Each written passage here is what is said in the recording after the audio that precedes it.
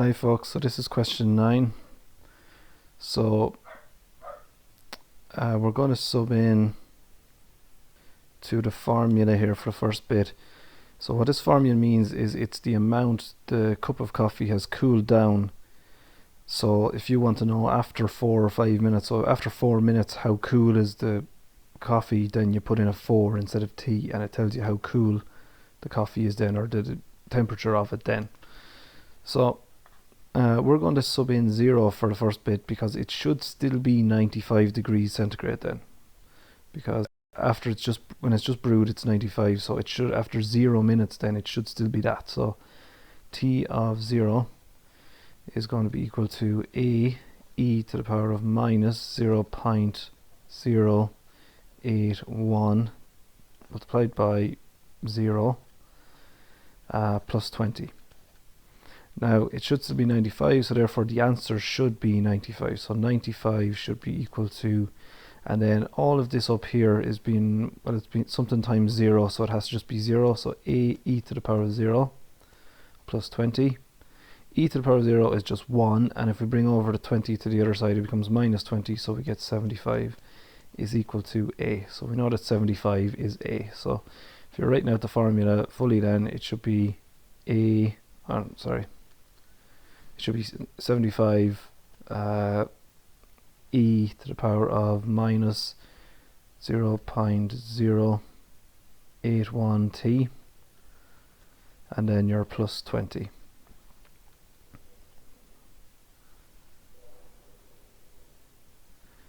So the second part, explain what the value 20 in the formula represents in the context of the coffee cooling.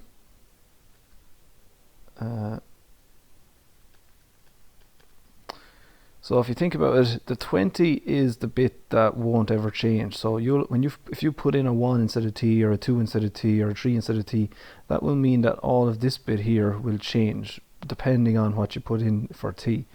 But this 20 will always stay there, so it's going to be the same all the time. It's going to be constant all the time. So if you think about it, even if you put a really big massive number in instead of T, you might put in, say, 1,000,000 or something in, that mean that the temperature of the cup then will be gone completely down, but 20 will still be there. You'll still have to have your 20 as part of the temperature. So if it's still part of the temperature altogether, it has to be what's already in the room basically. So what we're getting at is it's going to be the room temperature. Okay, or you could say instead, you don't have to probably say room temperature, you could say the temperature regardless of how long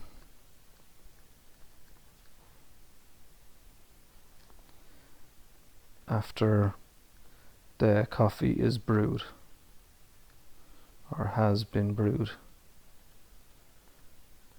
So something like that. So one of those, or some, I imagine if you just say something about it doesn't really matter what the temperature is, the 20 is still there, or something like that. So that's basically what the 20 means.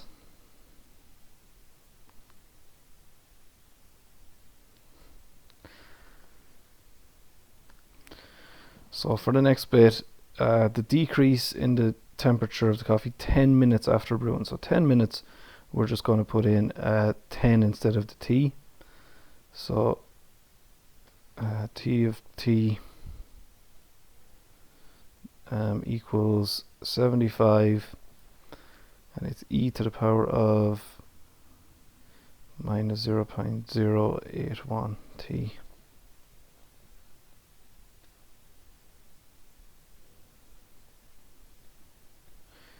Plus 20. So we're going to put a 10 in instead then for the time.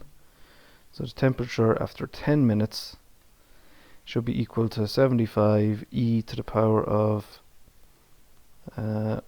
minus 0.081 times 10, and then plus 20. And then you can just use calculator for that. It should give you an answer. So we're getting 53 0.364, and then we still need to find the decrease in the temperature. So if it started at 95 and then it's 53.364 afterwards, we just take those away, so we should get, when you round it off, you should just get 42 degrees centigrade, and then that's your answer. So that's to the nearest whole number.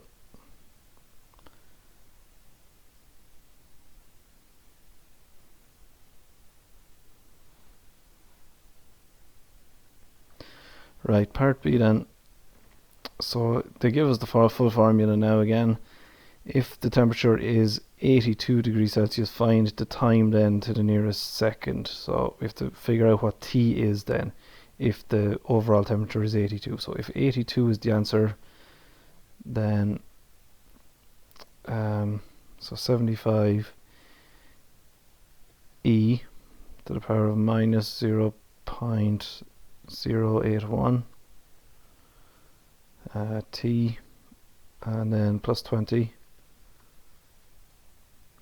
So we can just move the 20 over to the, so yeah, we're trying to solve for t, so let's move the 20 over to the left hand side. We get 62, we're just subtracting 20, equals 75 e to the power of minus 0.081 t. Divide by 75, we get 62 over 75 is equal to e to the power of minus 0.081 t.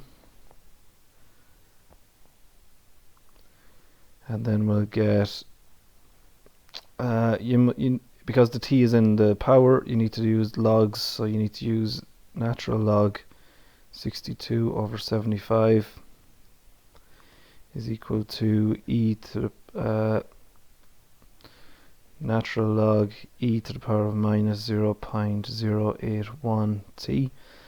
Now those two will cancel each other out, so you're just going to be left with 1 there, so it'll just be on the right hand side you'll get e to the power of minus 0. You'll just get what's in the power. You'll just get minus 0.081 t, and that is going to be equal to the same thing, so ln 65 over 75. So you just have to divide across then by minus 0.081, so ln 65 over 75. You could work out that a little bit first if you want, all over minus 0.081, and that has to be equal to t then. And we get 2.35 equals t. Now just be careful, because originally it gave us the t is in minutes, so that's how many minutes, so it's 2.35 minutes. Now it asks us to work it out in seconds, so to the nearest second, so they wanted more accurate, so we have to turn 2.35 minutes into seconds, and in order to do that you just times by 60, because there's 60 seconds in a minute, and you should get 141 seconds. So 2.35 minutes is the same as 141 seconds, and that's to the nearest second.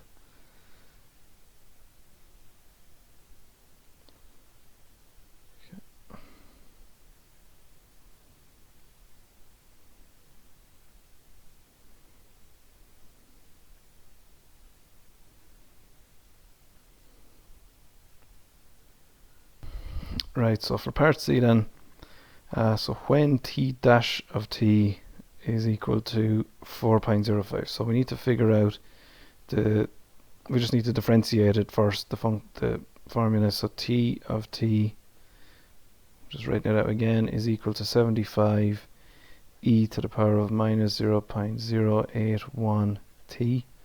plus 20. So T dash of T then will have to be equal to, so remember e to the x is differential is e to the x, so this will be 75 e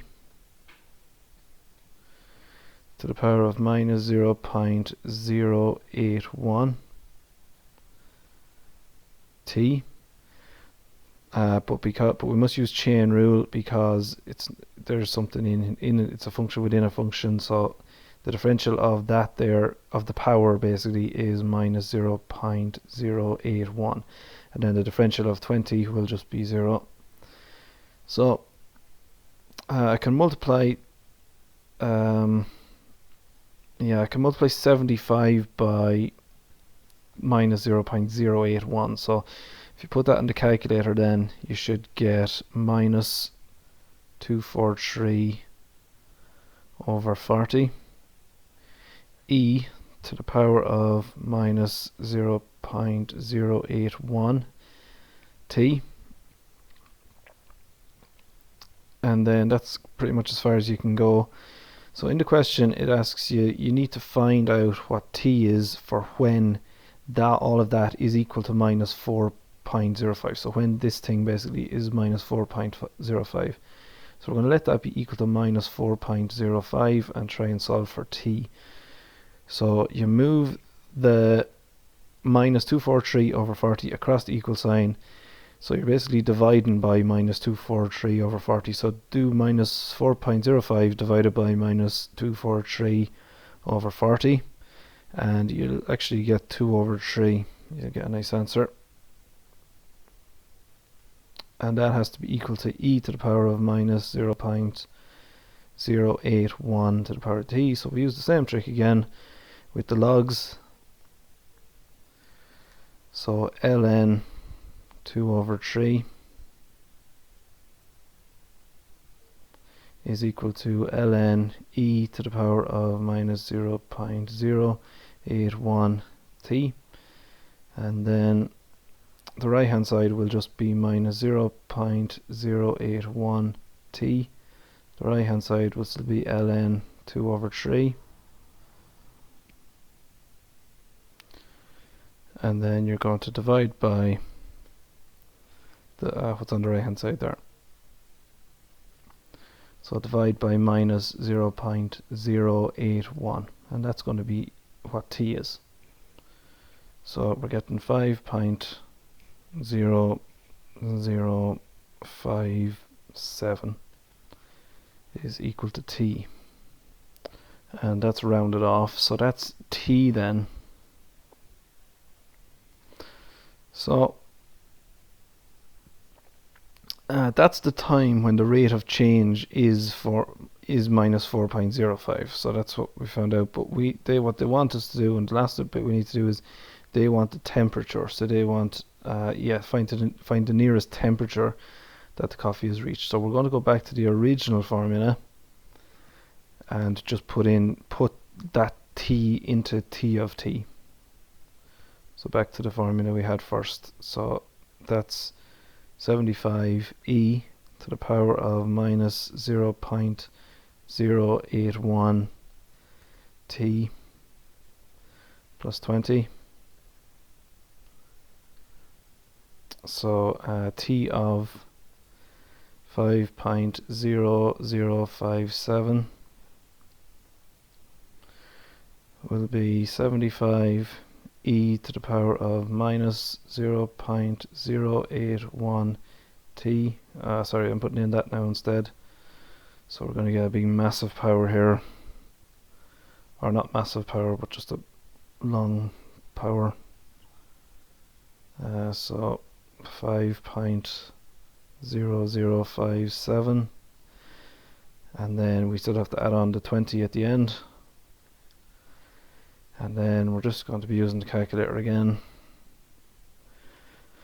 And then when you put all that in, you should get 70 degrees. And that's the temperature then.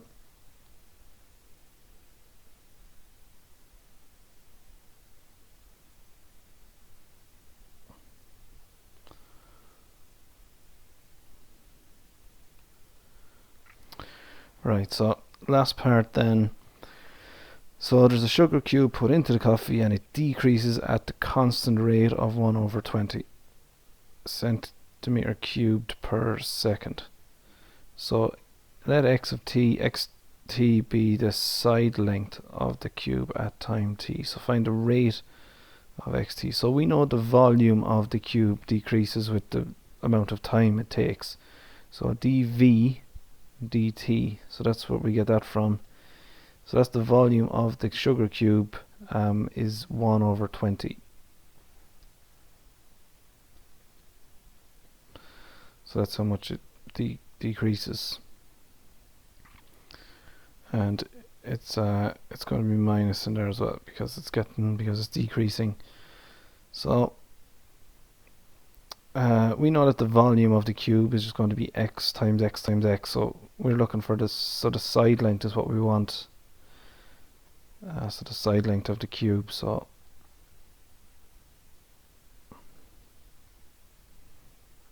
if this is our cube, it's x, x, x. So the volume of it would be x cubed. So v is equal to x cubed. So dv dx then, in terms of x, would be 3x squared. What we're looking for, so it's important with these types of questions, write down what you know, what you have, work out everything first, and then figure out what you need. So we need dx dt right over here.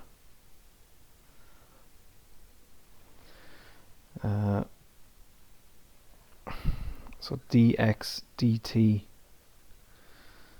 So that's the side length at the time of the at a given time. So that's the rate of change of the side length. So dx dt, if you think about the chain rule, that would be dx, and the other variable that we've got in this, if you look over, is volume. So it's dv. So dx dv times by dv dt. And hopefully we've got some of those then already. We have what dv dx is. So dv dx is this. So if dv dx is that, then dx dv is when you flip it over, and you're allowed to do that. So dx dv has to be equal to 1 over 3x squared, because we need to put that in there. So we have dx dv then, and we actually have dv dt as well. It's going to be that minus 1 over 20. So let's put everything in then. So dx dt has to be equal to dx dv, which is 1 over 3x squared, times by, we'll just put them both in brackets, dv dt, which is the minus 1 over 20. So that will be minus 1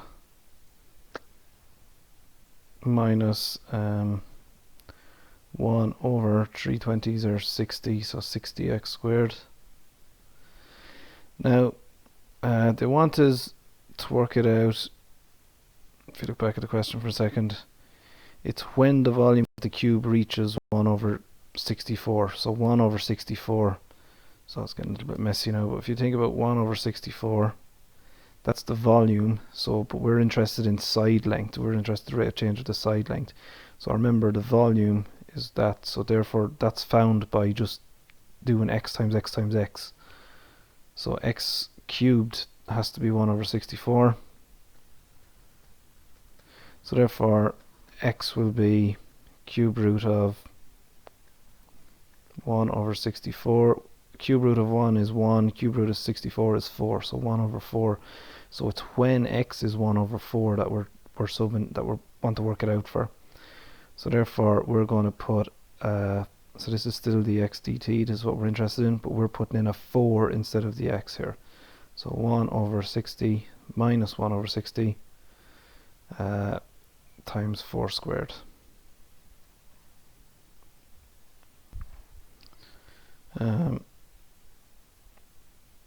Yeah, sorry, so it's 1 over 4 actually, isn't it?